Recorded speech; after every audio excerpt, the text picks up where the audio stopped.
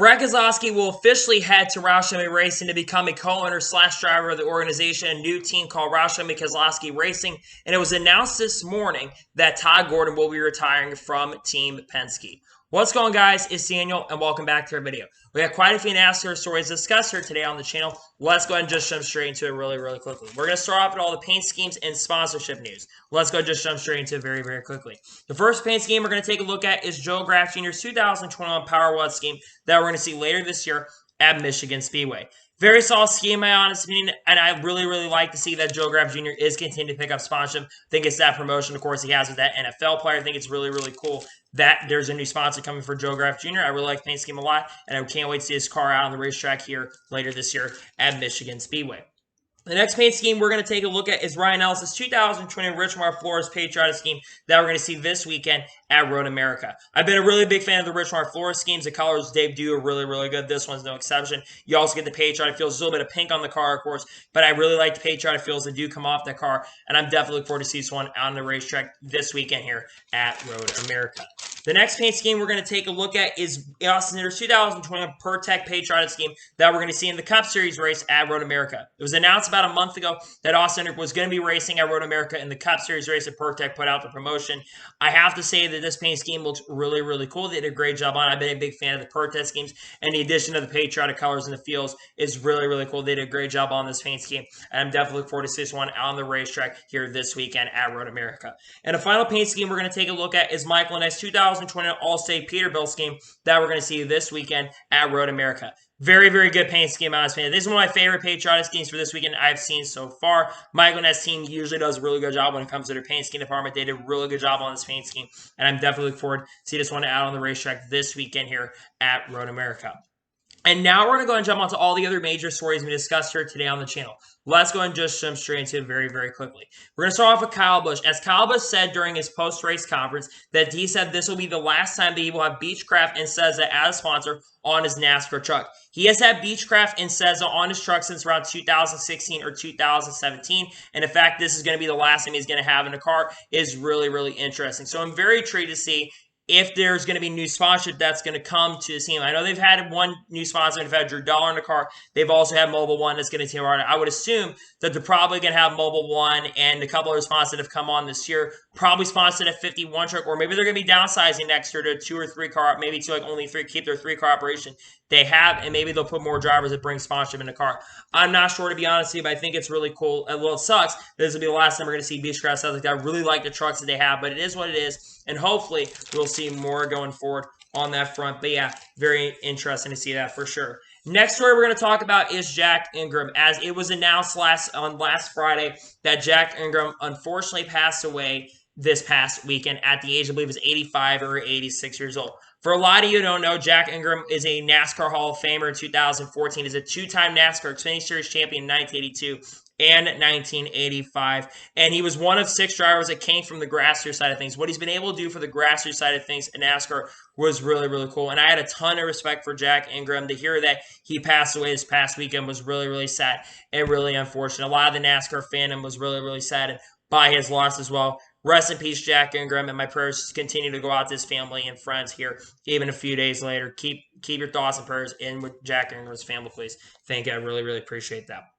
And now we're going to go and jump on to the next story of today's episode, as we are talking about the Sports Business Journal. As it was announced yesterday on Sports Business Journal, Adam Stern, they announced that NASCAR had won the Sports Business Journal Sports League of the Year. I believe this is the 3rd or 4th time that they have won this award. I believe they won this award back in 2008 and 2012, and I believe they've been nominated for quite a few years, and they've been nominated pretty much every single year. And a lot of the reason why they won this award is due to the fact that this past year, with the new situation from Bubba Wallace and the impact that has with them removing the Confederate flag from NASCAR, among other things with their social justice programs that they've been adding and stuff like the Trevor Project, and they've also with their program of supporting Pride Month, among other things that they have been supporting for the longest time. It's really cool to see that NASCAR has won the Sports Business Journal. This is really big for NASCAR, and really great news overall for NASCAR overall that they have won this award here in the NASCAR fandom.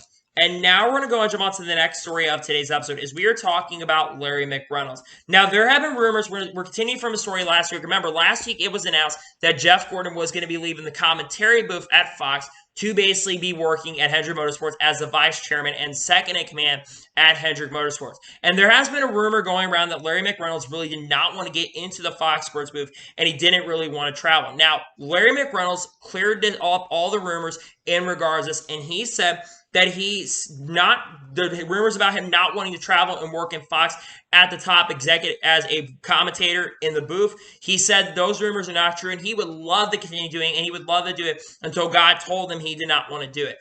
I would really love to see Larry McReynolds back in the booth. I think Larry McReynolds is one of my favorite people when it comes to the booth. I think he brings a lot of insight. He was actually my personal favorite of the three. I think Mike George does a really good job. But he was one guy that really kept Darrell Waltrip in check during those first 15 years. I think Darrell kind of went off the sand around the time Larry McReynolds left. I think Larry was one guy that really kept him in check and did a really good job. And I think even during this time where he's not even in the main booth, he does an incredible job. He brings a lot of insight. He's a really good crew chief. And I think having that driver crew chief and that driver crew chief and the lead commentator in the booth at the same time is a really good combination. I think that Larry McReynolds, even to this day, would also be able to help Clint Boyer as well. Because I think Larry McReynolds is not only has become funny, because Larry McReynolds, I really like him in the booth. I would love to see Larry McReynolds come back to the booth. I really hope it happens that he is able to come back to the booth here and be in the Fox, because he has not been in the booth since 2015.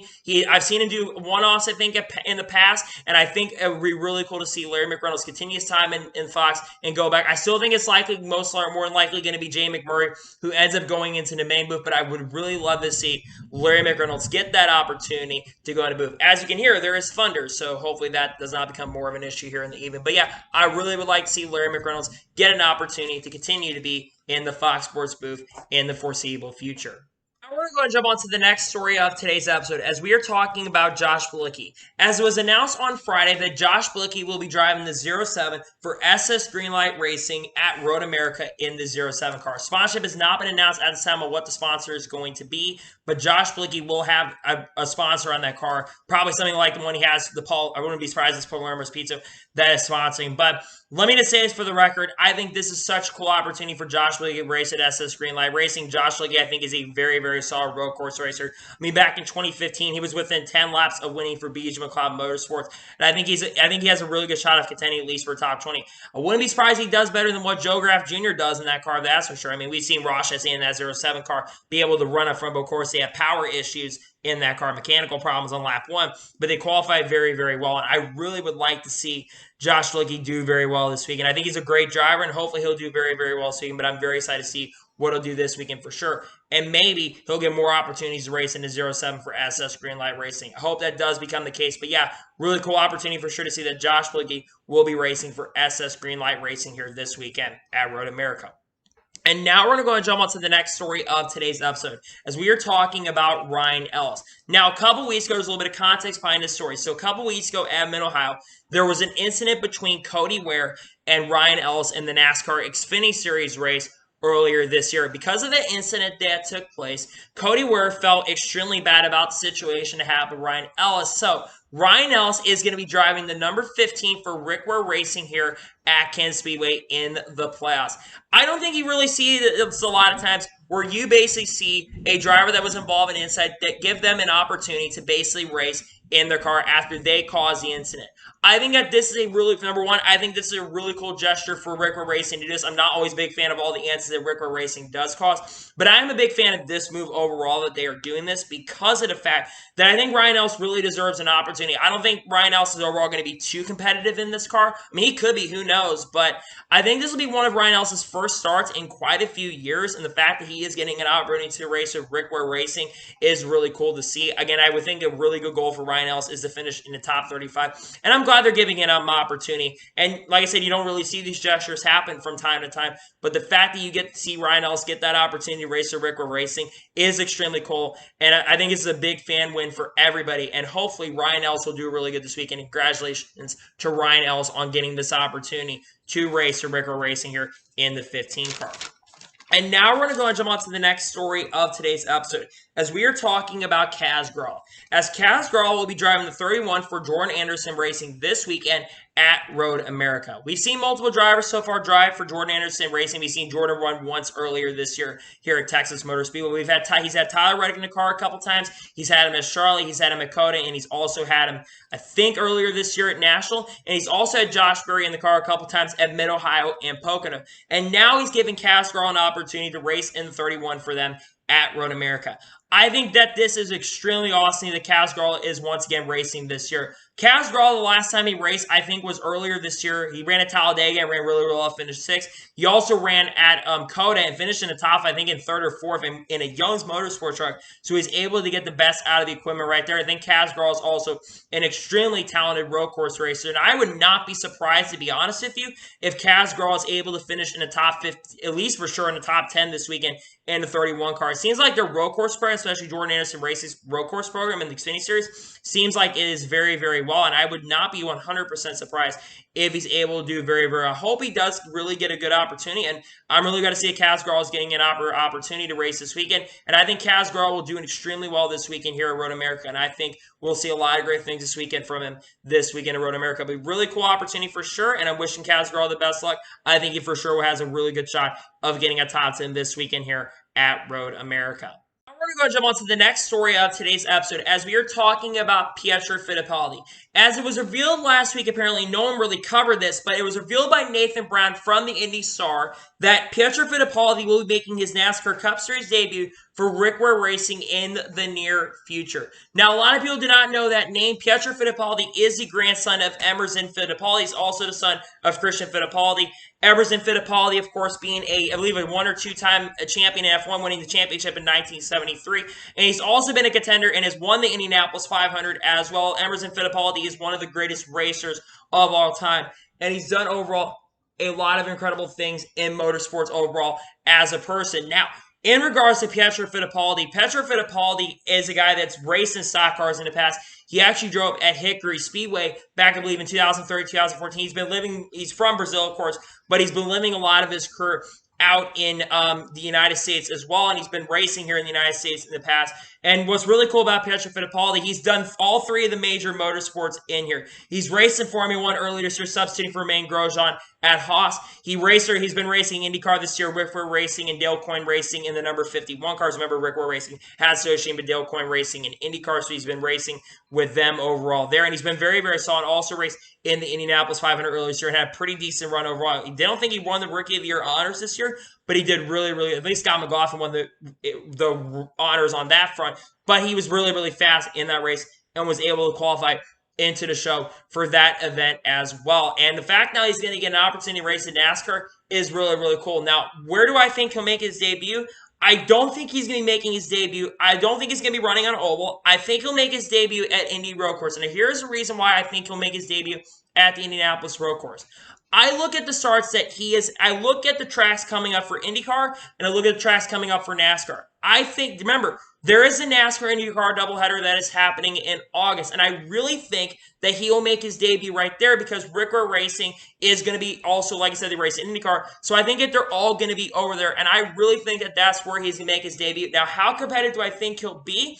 I think he'll have some decent speed. I think he'll run in the top 35 a majority of the day. We've seen some drivers that do have IndyCar and those F1 experience do really well on the road course. I mean, look at IndyCar. So Romain Grosjean almost won in his 2nd or 3rd start at IndyCar. And I really think that he'll do very, very well. And I think he'll be somewhat competitive. Not extremely competitive because Circle Racing is not the most competitive organization. But I think they'll bring their best stuff at Indy Road Course and perform the best they can on that front overall. And I think that this is cool. It's really cool to see. We're also seeing IndyCar resurgence and F1 resurgence coming to NASCAR. I mean, this year you've had James Davison come over for IndyCar, race the majority of the year from last year to this year. And we've also had Santina Frigier racing IndyCar this year. I think it's really cool to see Petrofit Apologize getting an opportunity to come over to NASCAR. And I think hopefully he'll do very, very well. If he does well enough, maybe run some more starts on different types of tracks. Maybe some of the ovals, maybe some short tracks. Who really knows? Maybe we'll run Martinsville later this year. Who knows? But really cool to see Petrofit Apologize. He's definitely getting an opportunity to race in NASCAR. And I hope he'll do very, very well here in the foreseeable future. And now we're going to go and jump on to the first of 2 major stories of today's episode. As was announced earlier today on Series M NASCAR Radio with Pete Pistone and Mike Bagley, Todd Gordon was on there and he announced that he will be retiring from Team Penske at the end of the 2021 season. Now, if a lot of you want to hear the history of Todd Gordon has been in NASCAR for 23 years. He's been racing. He was back in the roasting the Xfinity Series around the time that Brad Keselowski was down there, I think, for a few years. He's been with Joey Logano for a majority of career since 2013, and he's able to win 23 races with Joey Logano. He was really successful with Logano and also won a championship with Joey Logano in 2018. And like I said, he does overall have a lot of experience in NASCAR. He's been in Team Penske Corporation for a very long time. Over the last years, he's been a crew chief for Ryan Blaney, and he's led Ryan Blaney to 2 victories. Ryan Blaney won at Talladega last year, and this year he has won at Atlanta so far. It has been definitely not as consistent as his other teammates, but Ryan Blaney's definitely had some good moments throughout this year as well. And I think Todd Gordon's definitely overall helped Ryan Blaney be extremely competitive throughout his entire career. Now, I just want to say, I want to wish Todd Gordon the best. He's done a really good job as a crew chief. I think that he's just overall getting out of NASCAR and retiring at the end of this year. So I just want to say thank you, Todd Gordon, for everything you have done in your career overall in NASCAR. And, man, I'm definitely wishing you the best luck overall. And hopefully you get a lot of time to spend with your family. He's doing a lot of great things right there. Now, the overall big question right now is who is going to replace Todd Gordon? Because, remember, Ryan Blaney is going to need a crew chief for next year because Ryan Blaney is going to be back at Team Penske in 2022. I think that there are 2 people that are really in the running. I think that Jeremy Bullins could go over from the 2 car, and I think that he'll go over to the 12 car because, remember, Ryan Blaney does have association with Jeremy Bullins. He actually started his career in the Cup Series with Ryan Blaney back in 2016, so they've worked together up until 2019, and I think Jeremy Bullins definitely has a shot of going back over there and work with them. And I also think that if Austin does go to the 2 car next year, I think Brian Wilson is going to go up, and him. Brian Wilson has been working with Austin over the last couple years. So I think the crew chief assumption next year will be Brian Wilson, Austin. Could be Brian Wilson, Austin, Bullins and Ryan Blaney, and then I also think that there's a good chance it was once again be Paul Wolf back into 22. But I also do think that there's another potential crew chief that Ryan Blaney can have, and I think that could be Rodney Childers. Now, this is going to blow your mind, but there has been some tension apparently going on overall between Rodney Childers and Kevin Harvick. I mean, Kevin Harvick's not won a race this year, and there's definitely been some disagreements and some issues going on with both their drivers, as this is the first time that they have not won a race, and there's a really good chance this could be the first year that Rodney Childers and Kevin Harvick do not win a race here since they've started working together since 2014, and Rodney Childers has said that he would be really willing to help out in crew chief for Brian Blaney, since he actually crew chief for Dave Blaney in NASCAR. I think around 2005 or 2006 or maybe 2003, 2004. I don't know exactly when, but he's willing to crew chief for Ryan Blaney. I imagine if Rodney Childers and Ryan Blaney were together, I think both those guys would really, really gel together and perform very well.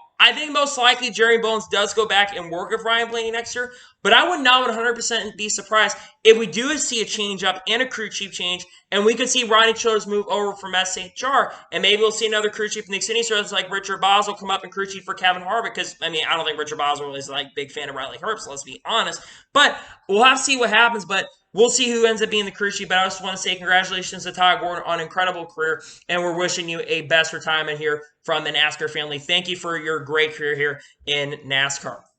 And now we're going to go jump on to the final major story of today's episode, as we are talking about Brad Keselowski. We've talked about this many, many times on the channel about Brad Keselowski potentially becoming the co-owner/driver of Roush Fenway Racing. Now, it was officially reported by Adam Stern that Roush Fenway Racing has told partners that it has done deal with Keselowski to become drivers and co-owner starting in 2022 per sources, though it has held off on announcing in deference to Team Penske. So it looks like the deal is officially done for Brad Keselowski. I think that this overall is a really good move overall for Brad Keselowski to get out of Team Penske. And there's a couple of reasons why I think that this move makes a lot of sense and why this move I think is happening. Number one, Brad Keselowski's general manager who worked with him over at BKR in the Truck Series is now currently working at Roush Fenway Racing. The second reason, Brad Keselowski was supposed to test the next-gen car at Texas. They revealed the next-gen car, but what ended up happening was they replaced him with Ryan Blaney instead. The third reason is because Brad Keselowski really wanted a long-term contract extension with Team Penske at last year, but he only ended up getting a one-year extension. And I think the other major reason is because of tension between him and Joey Logano. Now, there's a couple reasons why I think overall this move makes a lot of sense. Number one, Brad Keselowski does have a lot of ownership experience. Brad Keselowski, like I said, basically ran an organization called Brad Keselowski Racing in the Truck Series, and a lot of says he had a lot of talented drivers in his team, like Tyler Reddick, Ross Chastain, Chase Briscoe, Austin Eric. A lot of drivers are going to be drivers who could win NASCAR Cup Series championships in the foreseeable future in his organization. Drive for his team when he owned that team around, I think, 2010 to 2017, when that team shut down. They won the last race at Homestead in 2017. The other reason is because of attention. It's going to be a new environment for him, and I think he's going to bring a lot to the table. And I think it's also the right time overall because I've talked about this a couple times, but Tony Stewart, around the age of Brad Keselowski, is around 36, 37, announced that he'd be leaving his Joe Gibbs Racing, which he wasn't a big fan of Tony anyways, to go over and work with Gene Haas and work over there with that team, and then end up winning the championship 3 years later, end up winning races in 2009. So how do I expect the performance of Roush Fenway Racing and Brad Keselowski to go in the first year? I do think the Roush Fenway Racing is on the up and up. They acquired some big name LeBron James. Of course, LeBron James is really not associated 100% working with the team, but he's associated with Fenway Group and brings a lot of funding. It probably helps the sponsorship overall there. You also have Jimmy Fenning, who's gone to the engineering side of things, and the performance of Roush Fenway Racing has definitely been on the up and up over this year here in 2021. You're looking for Chris Buescher. I know the last couple weeks haven't gone great, but Chris Buescher is just right now outside of the playoffs and has been in contention to make the playoffs here throughout the 2021 season. Ryan Newman has also had an up year compared to 2020. They've been making some big moves over there, Roush, and I think performance. I think the next-gen car is another big reason. I think it's the perfect time to move over there with the next-gen car. I think it's overall the perfect time. I think Roush is just a little bit behind on performance, and I think Brad Keselowski could bring that, and the next car could bring it. You have both those combinations there, and this could be big overall for the Roush and race cab. Now, how do I expect Brad Keselowski to perform as a driver? They're not sure what the number is going to be, but how do I expect Brad Keselowski to perform at Roush Fenway Racing next year? I don't think Brad Keselowski is going to be a championship contender right away like Tony Stewart was in 2009.